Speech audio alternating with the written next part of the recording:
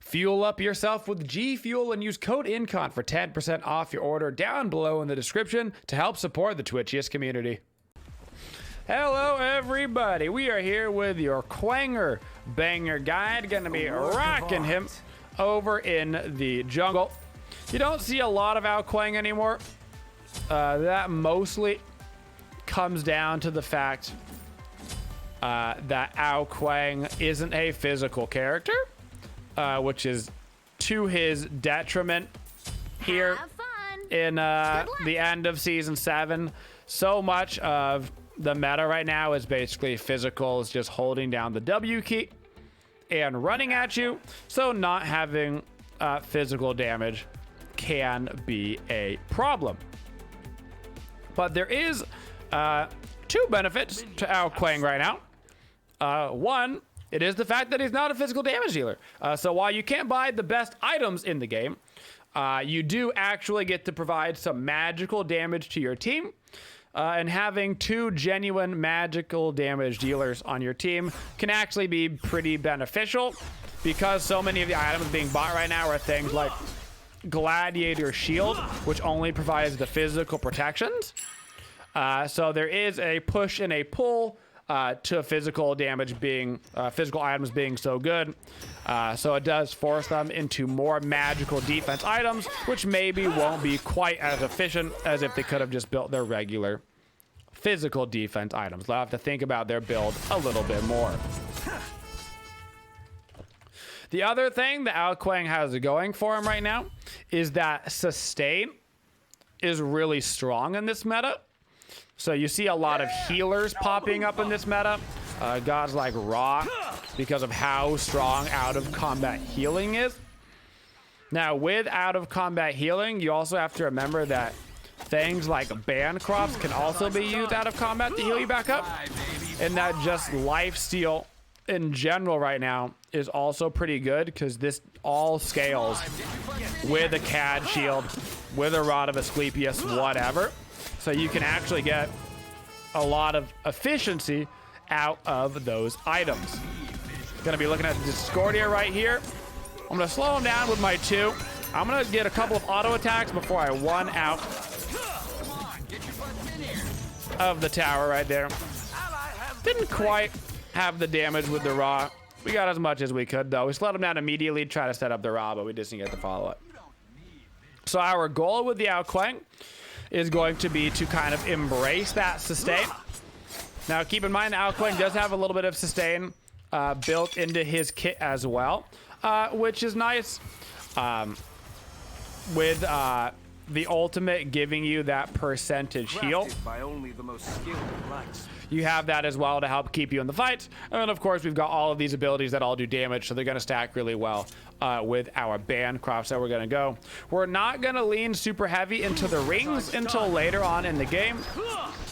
And that is mostly just because we're gonna be doing this a little bit more ability lifesteal spec. So more akin to what you would see on a Anubis, on a Hades. That's the type of build that we're looking at with Kuang, so we can really embrace that sustain. Now because we're going to be going such a sustain heavy build, that means that you want to preferably be picking Ao Kuang in one of 2 situations, or both. Both would be even better. One, you don't have that much magic damage on your team, so you need magic damage right off the bat. Maybe you've got a hunter middle, whatever. If your team is rocking 4 physical damage dealers, that is the best time for you to be Kuang, because chances are they won't be building any magical defenses against you. The second time you're really looking for the Ao Kuang is when you don't have any other healers on your team. So with a Ra on my team, the one problem... Your left tower is under attack. Enemy missing right. The one problem is that... Oh no, I ran out of mana. This is so awkward. I'm just gonna have to use my chi. I wanted to ulti here, but I'm gonna have to just chill out. So with a Ra, right, they're definitely going to build anti-heal against me. Or they're definitely going to build anti-heal against Ra. And because they're definitely building anti-heal against Ra, that means they're building anti-heal against me. So if we didn't have somebody on our team that you by default are going to build anti-heal against, so Ra, Hell, Chang'e, whatever, you preferably do not want one of those gods on your team, because that will stop the enemy team from immediately building into the anti-heal. And so maybe by the time they get to like their 5th item and they're like, dude, why won't the Ao Kuang die? That's when the light bulb goes off and they're like, oh my goodness, we need anti-heal. Glad you're on my team. Instead of just like by default building it as like their 1st, 2nd item, because they're like, oh, we need to counter their Ra. They're not even thinking about you, right? They're just countering the Ra and accidentally countering you.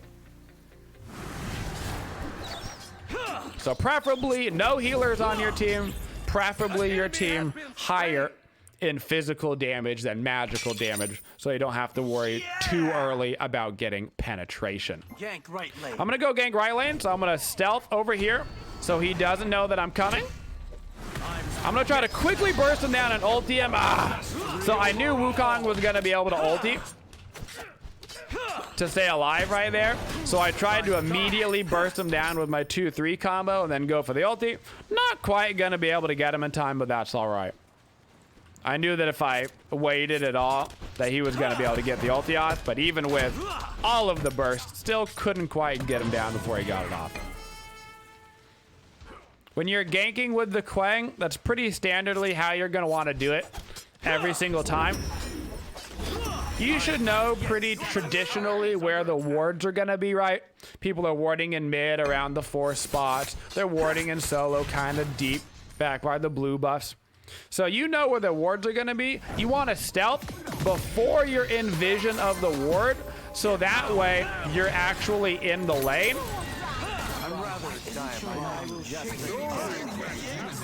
And you stealth right past the ward, so that way whoever you're ganking doesn't know that you're there. If you wait to stealth until after you're already on top of the ward, it doesn't matter that you're in stealth now because they've seen you coming from that ward. So you want to stealth before the ward. That way, even if, let's say you stealth before the ward and you slightly get revealed right before them, like that's the enemy mid laner and you pop out of stealth right here, that's still okay. That's a way more efficient positioning for you than it is for them to see you on the ward from like 40 feet away and then they just walk back to their tower.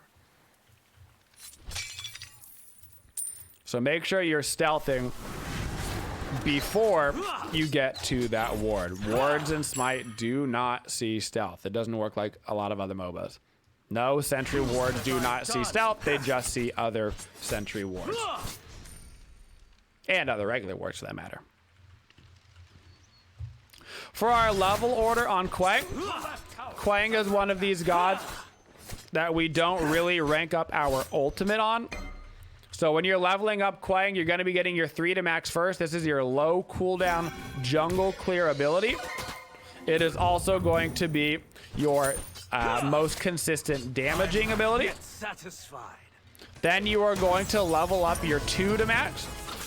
Your 2 to max is going to get you a bunch of extra damage.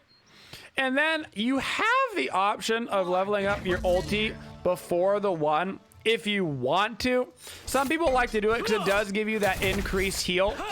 Reminder, this is not going to give you any increased percent execution threshold. This is just going to give you some extra side stuff. So this damage is only if you're not executing. The landing damage comes after the execute. So there is a couple viable reasons to level it up. Me personally though, I level up the 3 to max, then the 2, and then the 1, and I leave the ulti for last. For the most times, you're just going to be using that ulti as that execute. That is the preferable situation. And the landing damage isn't that big of a deal. Now that we've backed up and gotten our Bancroft, this is really when we can start looking for more ganks. So the early game on Ao Kuang is a bit farm heavy. You're just trying to make sure you don't get behind whoever you're going against. You are a mid to late game jungler on the Ao Kuang, so you're not going to be going for those super early fights. Thanatos and Suki and these types of gods are going to absolutely bonk you if you're not careful. But once you get your life steal going, you can see we've got our Helium Exilies. I got your back, brother. And we've got our Bancrofts online, which is actually going to give us a pretty nice damage output. Another thing you're going to want to consider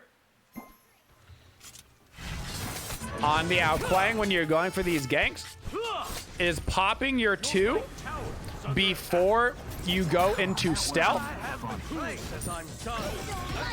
So popping your 2 before you go into stealth, your 2 makes a sound effect when you press it. So I'm gonna press it here in just a moment for you guys so you can hear it. If you press it in stealth, you are going to stay in stealth, but you're gonna make this sound. And that sound is hearable by the enemy team. So you can press your 2 and then go into stealth. It lasts for 10 seconds, which is plenty of time. You don't have to worry about it running out. And that way you already have it procced on you for the bonus damage, which you're probably going to be using on your 3 when you come out of stealth, and then your auto attack. So you don't have to use it, especially if it's going to be a quick kill, if you're going to like go for like an execution immediately from stealth or something. But in general, you're going to use your 2, and then you're going to use your stealth as you go into the lane for the gank. That way, you don't want to be in a situation where you're about to go for an auto attack, right? You're like, okay, you're about to pop out of stealth and attack them, and before you do that, to maximize your damage, you're going to have to click your 2. They hear that sound effect, and then they know you're about to gank them, and that gives them just a moment of time to react. Less time they have to react, the better.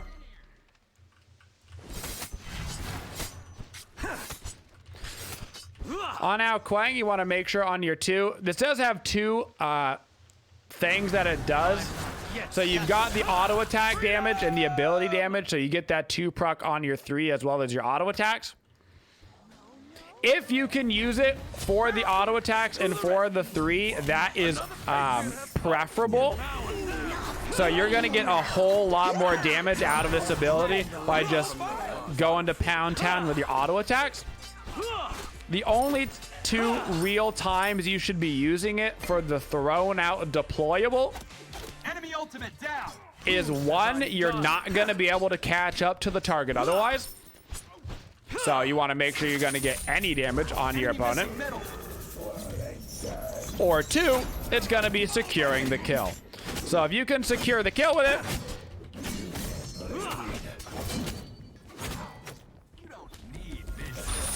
or if you can catch up to your opponent that you wouldn't otherwise be able to get to, either way, that is going to be a good situation to use your 2 for that thrown effect. Otherwise, please do use it for the auto attacks.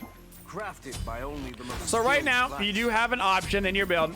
I am personally going to go into a Typhon's Fang because I love the combination of Bancrofts and Typhons.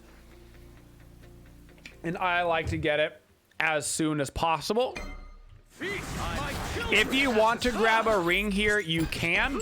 I would recommend either the Ring of Hecate or Talkine's ring in that 3rd slot. I wouldn't go into the demonic grip quite yet. But I am personally going to get the Typhon's Fang just for a little bit more of that burst ability damage. And of course, the lifesteal just scales so well with the Typhons and the Bancrofts.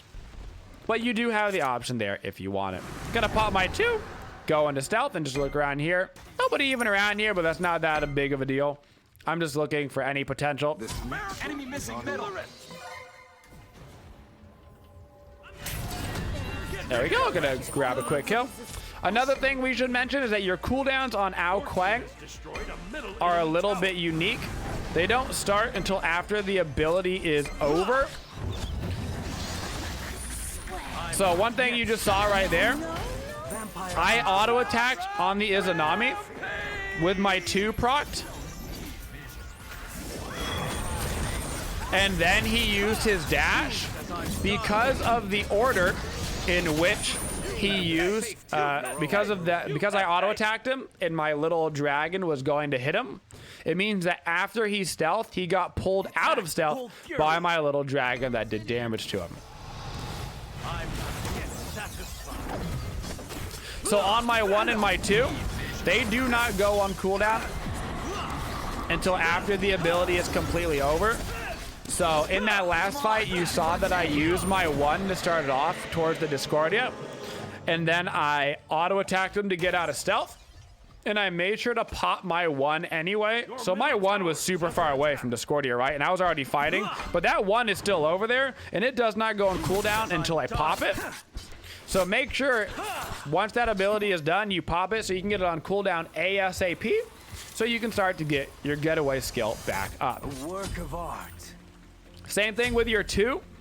If you pop your 2 and you're in the middle of a fight and you don't get all of the auto attacks off, go ahead and just press it again. That way the ability starts to reset and you can get it off cooldown. You don't want to be stuck there with like 1 little attack left and then use that and be like, oh, I only had like the tiniest little bit of it left.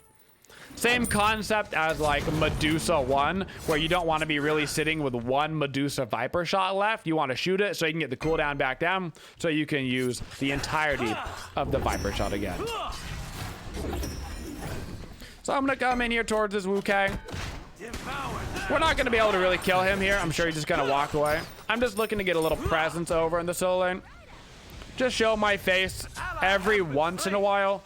The solo lane is not typically going to be the lane that you're going to have the most opportunities to kill, especially when it's a Wukong over there. A lot harder to put down. But if you just show your face every once in a while for your solo laner, it'll just put that into the back of the mind of the solo laner that you'll actually rotate, and then they won't do things like going for proxy farm quite as much. But your main focus as the jungler is almost always going to be on the mid lane and the duo lane. So I'm going to immediately use my 2 combo right there in Discordia. I know that my 2-3 burst is going to have to kill him, so I hit him with that 2-3 burst. Walking right up onto the Suki. I'm going to use my auto attacks for the maximum damage. He is here at the very end. I'm going to use my ultimate. Ooh, interesting. I'm going to use my ulti to get that execute. Bring me up in the air. I tried to use the ulti just a little bit earlier.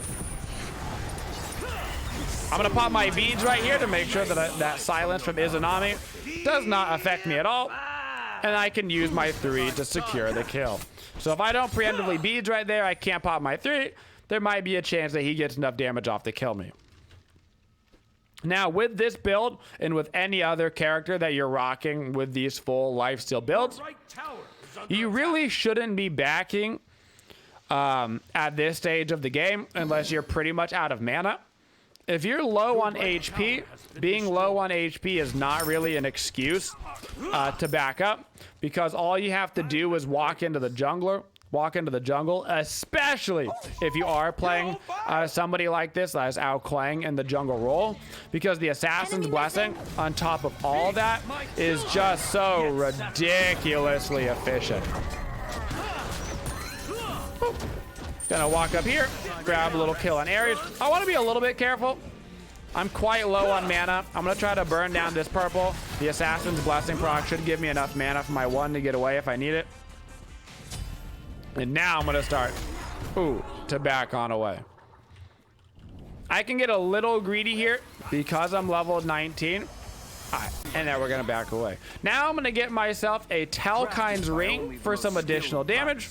And then I'm gonna go into a Demonic Grip. On Ao Kuang, you should be looking to get your Demonic Grip around 4th, 5th item. If their team is extra tanky, get it 4th.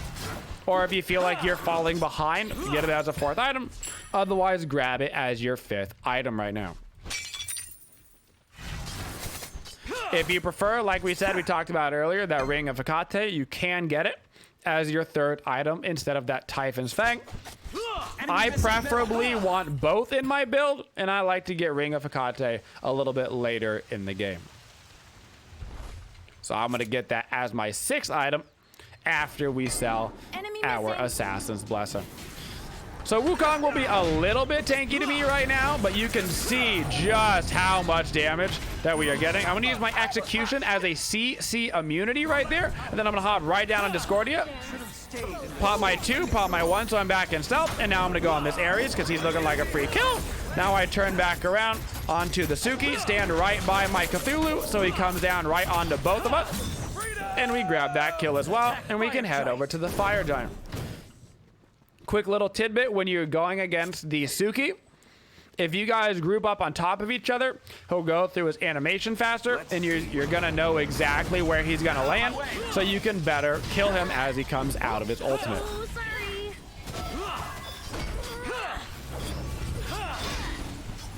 For gods and the little things you don't want to go against an Ao Kuang, you don't particularly like going against gods that have dots, because dots take you out of stealth.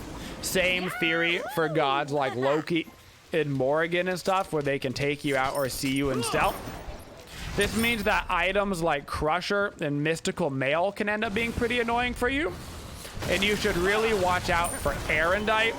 Erendite gives that vision, and it's actually probably a underestimated item for stealth characters. So just be aware. Make sure you're checking people's builds, see what they're going through. If somebody has some of those types of items, know that your stealth is not going to be nearly as efficient, and you're going to have to play the game a little bit more passively, or at least be aware that those items are out and wait for those bleeds to be off of you. Doesn't really work for Erendite. It lasts too long. They're just going to chase you right on down. An enemy has been slain. Coming right back in. I'm going to target Suki first because he's level 14. I'm hoping we can get him burned down. Unfortunately, not going to be able to. Looks like he's going to come right into me for the XU, though.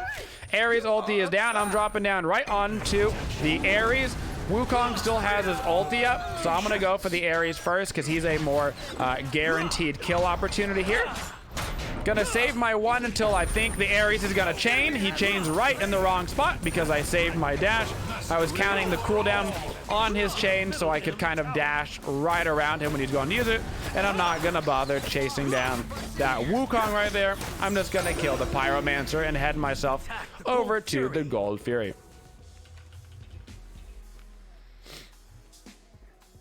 Other things you need to be careful for on Ao Kuang is gods that have cleanses in their kit.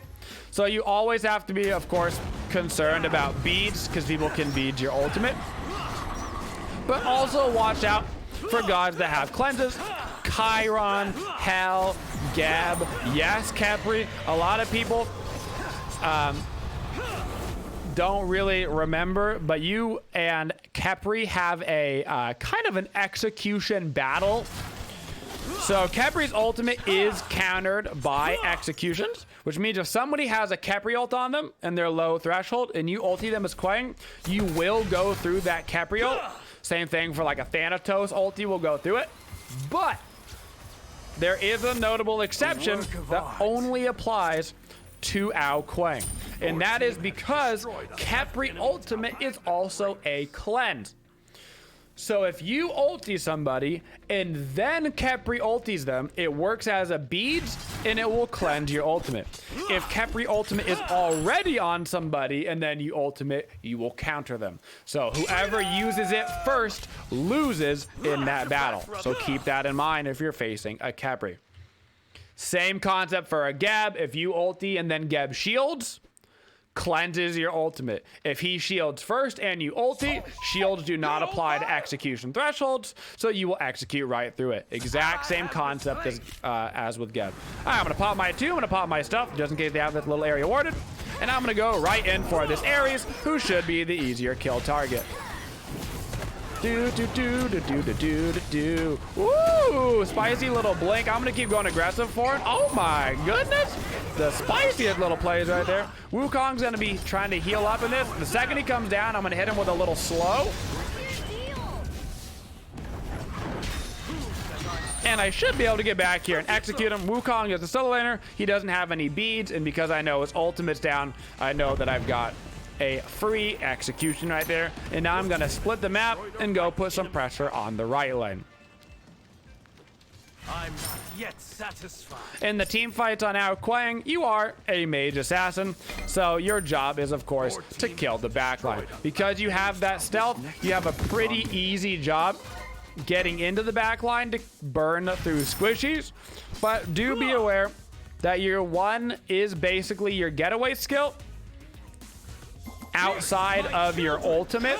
So if you are stealthing into a fight, that's fine. That's what you're going to be doing most of the time. You just have to be conscious of where the entire enemy team is.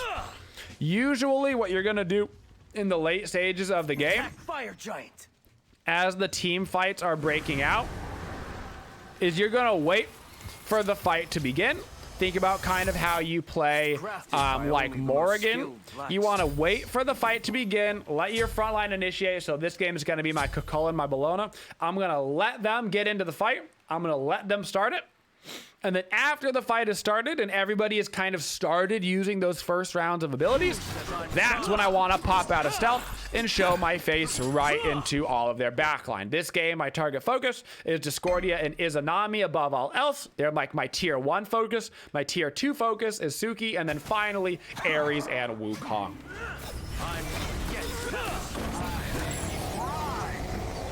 Any god that you kind of have to use their getaway skill to initiate, it's kind of the theory of how you're playing them in the team fight. This is usually going to be some sort of type of assassin style play style, but it really goes for the stealth characters as well.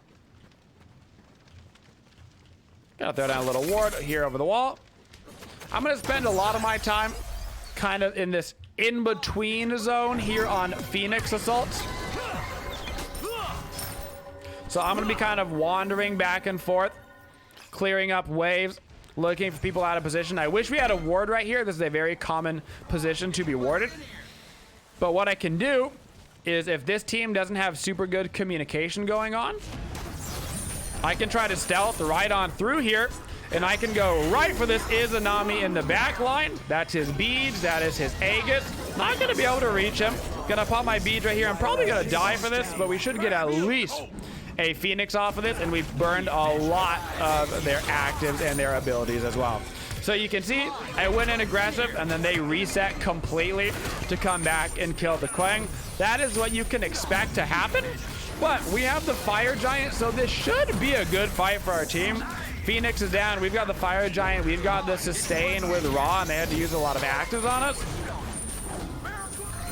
I don't think this fight's gonna go in our favor, but it should have. Now we're gonna get ourselves a speed pot. Very useful. Make sure you're buying sentry wards in every single roll. It doesn't matter what position you are. Doesn't matter what time of the game it is. If it's after the 5-minute marker, you should basically be buying a sentry ward on every single back. Vision is just extraordinarily crucial in Smite, and we're not just talking about wards on the Gold Fury and the Fire Giant, which are obviously important, but everywhere around the map as well for those pickoffs. Those pickoff potentials is what leads to those objectives. Okay. We're going to continue to push ourselves forward, get ourselves over the Gold Fury. We still have a massive gold lead. I'm going to go solo the Pyromancer before I head over to the Gold Fury. They're actually on gold. Oh, we should gank this so hard. So instead of going over to Pyro, we see them on the ward. I'm going to pop my 2-1 right around here. Gonna grab me a quick Discordia. Now I'm looking for the Izzy. I know that her beads are down. Not gonna get the execute on him, but it doesn't matter. I know he has no actives, and so we get that quick little pick. Popping my 2. We're gonna be able to pick off this Ares right here. He's at 1 HP. Slow is gonna let the Cucullin get in range, and now we can shove right down the mid lane without need for anything else. Your Phoenix damage is going to be pretty schmeh on Kuang. It's definitely not the thing that you're strongest at. I'm gonna go right for the Suki. I'm gonna dash right on into him. And I don't even care what, right now I'm just spamming through abilities.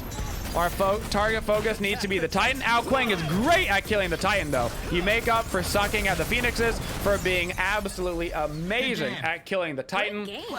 Just kind of like the way that an Anubis sucks at killing a Phoenix, but he's great at killing the Titan. Same concept. Your abilities absolutely shreckle the Titan. So as we would have gotten into our last item in that game, we would have sold our boots, and then we have a couple of options. One, Rod of Tahuti is a great item for a late game Kuang. This is obviously a pretty heavy power build that we're going into, and so we're going to get a lot of value out of that Rod of Tahuti, especially in terms of our healing. When targets get low, it's going to help us do a lot more damage, which in turn means a lot more healing, which is nice. A Magi's and a Mantle of Discord.